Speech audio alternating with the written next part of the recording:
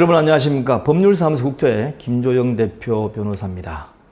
이번 시간부터 전세보증금, 법률상으로 얘기하면 임대차 보증금이죠. 이 임대차 보증금 반환 소송을 혼자서 할 수 있도록 제가 노력을 다해 가지고 만들어 드리겠습니다. 자, 일반적으로 볼 때 이 전세보증금 반환 소송을 할 수밖에 없는 그런 상황에 처해졌는데도 불구하고 일단은 이 소송이 변호사한테는 맡길 수 없는 그런 정도의 소송이 되는 경우가 많습니다. 예를 들면 한 1, 2천만 원 전세보증금이라든지 아니면 전세보증금이 금액만 많아가지고 뭐 2억, 3억 된다 하더라도 이거 조금만 해가지고 소장만 내고 이렇게 하면 될 것 같기 때문에 그 돈을 변호사 수임료를 주고서 보증금 반환 소송을 맡기기에 좀 애매한 경우가 많이 있어요. 그러다 보니까 혼자서 하는 경우도 있고 또 그렇지 않은 경우는 변호사 외에 다른 사람한테 법률적인 조력을 얻어가지고 조금씩 돈을 주고하면서 이렇게 서면을 제출하는 경우가 있는데 간혹 가다가 보면 제가 볼 적에는 일반적으로 잘못하면 처음부터 소송을 망쳐서 오는 경우가 있습니다. 생각보다 전세보증금, 임대차 보증금 반환 소송이 진행하는 과정에서 다툼이 많이 일어나요. 자, 임차인은 임차인대로 할 말이 있겠지만 임대인도 임대인대로 할 말이 있지 않겠습니까? 그렇기 때문에 생각보다 이게 쉽지 않게 돌아가는 경우가 있습니다. 그러다 보면 그때부터 이제 소송을 제기해 놓고 나서 골머리를 쌓아안고 그것 때문에 밥도 못 먹고 잠도 못 자고 하는 경우가 있습니다. 그래서 전세보증금 반환 청구 소송 정도는 제가 변호사로서 여러분들께서 혼자 할 수 있도록 양식 그리고 각종 사례별로 어떤 서면을 어떻게 제출해야 되는지 또는 판례가 있으면 판례를 제공해 가면서 한번 혼자 할 수 있도록 만들어 주셔야 될 필요성이 있겠다라는 생각이 들어가지고 이 강좌를 시작하게 되었습니다. 자, 그러면 앞으로 계속 지켜봐 주시고 자, 그럼 지금부터 하겠습니다. 자, 우리나라 전세제도가 굉장히 장점이 많이 있습니다. 전 세계에 전세제도는 우리나라밖에 없다고들 많이 얘기를 하는데 이 전세제도는 장점이 있어요. 첫 번째 보면 임대인, 주인의 입장에서 장점이 있고 임차인, 들어가서 사는 사람의 입장에 장점이 있습니다. 자, 이 집값이 원래 2억짜리입니다. 2억짜리인데 만약에 2억을 주고 이 집을 사야 될 주인이 한 1억 2천 정도만 이 집을 살 수가 있고 또 반대로 그 집에 들어가서 사는 임차인 입장에서는 2억을 다 주고 들어가서 사는 것이 아니고 한 8천만 원만 주면 이 집에 들어가서 살 수 있다라고 하면 어떻게 되죠? 자, 이거를 나눠보겠습니다. 자, 소유자 입장에서는 주택 가격의 일부만 있어도 주택을 소유하는 게 가능해요. 지방에 따라서는 약 20% 내지 60%만으로 주택 소유가 가능하도록 되어 있습니다. 그러니까 나머지 80 내지 40%는 전세보증금으로 메우는 거죠. 이렇게 되면 어떻게 되죠? 부동산 투자가 가능하다. 흔히 얘기하는 갭 투자가 가능하도록 되어 있죠. 이렇게 되면 어떻게 됩니까? 집 주인들이 살려는 수요가 늘어나게 되고 이것은 곧 주택 수요를 증가시켜 가지고 건설 경기에 긍정적인 측면이 생기고 이렇게 하면 주택 공급이 증가하게 돼요. 지금 부동산 정책을 잘못 세우는 사람은 정부는 전부 다 주택 공급 정책은 도외시한테 주택 수요만 억제하려고 하고 있습니다. 그러나 여러분들께서 지금까지 보셨다시피 그렇게 해서는 절대 이 문제를 해결할 수가 없어요. 그래서 어쨌든 주택 공급이 증가하게 되면 매매 가격도 안정이 되고 매매 가격이 안정이 되면 전세 가격도 안정이 돼요. 이런 효과를 가지고 있습니다. 자, 두 번째, 세입자, 임차인의 입장에서 보면 어떻습니까? 주택 가격의 일부만 있어도 그 주택을 사용할 수 있는 권한이 저한테 주어져요.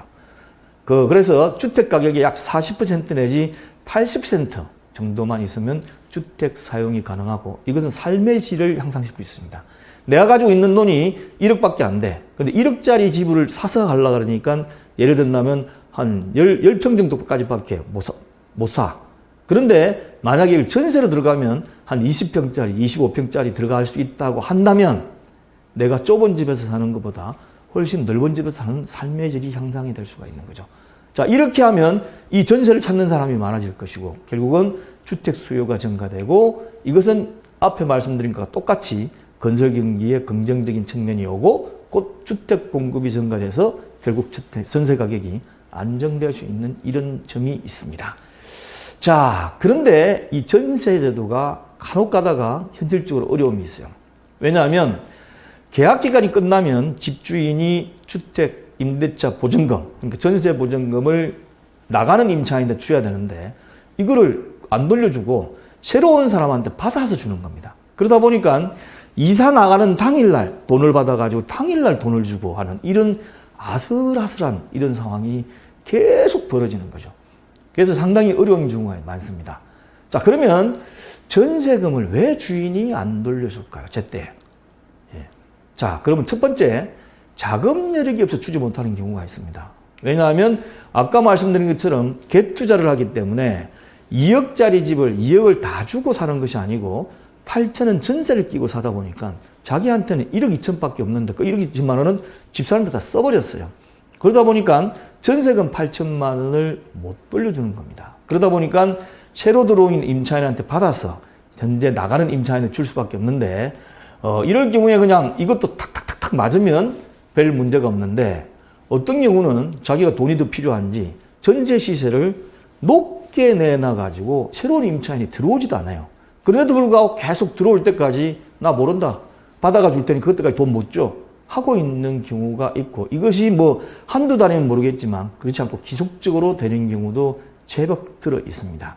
그리고 두 번째, 저 사람 내가 보기엔 집도 여러 채 가지고 있고 사는 집도 좋고 이래가지고 전세 보증금을 돌려줄 돈이 충분히 있어. 하다 안 되면 대출을 받아서 줄 수 있는데 자기 손해 안 받으려고 안 주는 거예요. 그래서 이런 식으로 경제적 여유가 있음에도 불구하고 새로 들어온 사람한테 받아서 주겠다고만 하고서 안 주는 경우가 있습니다. 이러면 어떻게 됩니까? 속칭 임차인 입장에서 열받죠. 그리고 참다가 도저히 안 돼. 그래서 이런 경우는 어떻습니까? 소송 절차로 가야만 제때 주는 경우가 있습니다. 자, 그래서 현재 시세보다 높게 새로운 임차인을 구할 경우, 그 다음에 어떻습니까? 경제적인 여유가 있음에도 불구하고 일부러 안 돌려주는 경우, 그럴 때는 참지 말고 그냥 소장 지급명령 신청서를 내버리는 겁니다. 내버리면 받아보고 주인이 아이고 야 이거 잘못했다가 큰일 나겠다 해가지고 자기가 먼저 돈을 빌려서라도 해주든 아니면 대출을 받아서 해주든 아니면 자금 있는 사람 같으면 그냥 해서 주든 이런 경우가 생기는 거죠. 자, 이 소송 절차가 바로 지급명령을 신청하거나 소장을 제출하는 건데요. 첫 번째, 지급명령 신청서는 법원에다가 지급명령 신청을 해가지고 법원이 발령된 지급명령을 주인이 받고서 2주일 이내에 이의신청을 하지 않으면 확정이 돼버려요. 그러나 이의신청을 제기하면 다시 소장을 제출한 것처럼 전환이 되는데 그동안의 시간이 낭비가 됩니다. 낭비가 돼요. 그러다 보니까 어떻게 되죠?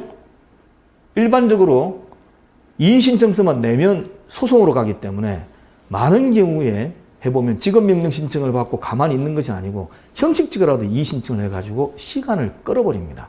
그러다 보면 그만큼 손해보기 때문에 처음부터 소장을 제출하는 경우가 더 나을 수도 있습니다. 그렇게 되면 소송 절차로 바로 진행이 될 수 있는 거죠.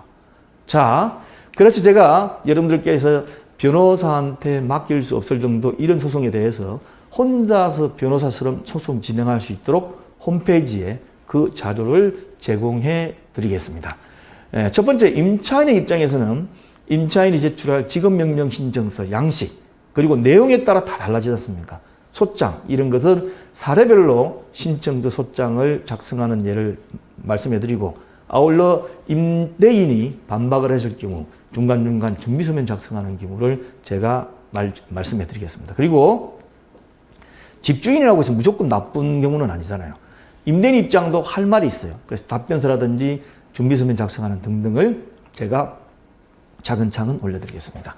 제 홈페이지인 r119co.kr에 들어가면 요 밑부분에 오른쪽 끝에 보면 전세보증금 반환 청구 소송이 있습니다. 지금 이게 활성 안 돼 있는데 제가 자료를 축적해 가지고 여기다가 차곡차곡 순서별로 신청서, 소장, 답변서 작성, 그 다음에 이런 경우는 이런 주장을 하고 임대인 입장에서 이런 주장이 오면 이렇게 반박할 게 있고 그래서 서로 하고 싶은 말들을 충분히 해서 정리가 빨리 끝낼 수 있도록 제가 노력해 드리겠습니다. 그래서 홈페이지 천천히 보시다가 이 자료가 올라갈 때마다 제가 이 강의를 올릴 테니까 그때 많이 참고하셔가지고 밤에 잠 못 자지 마시고 이걸로서 해결을 한번 해보시기 바랍니다. 감사합니다.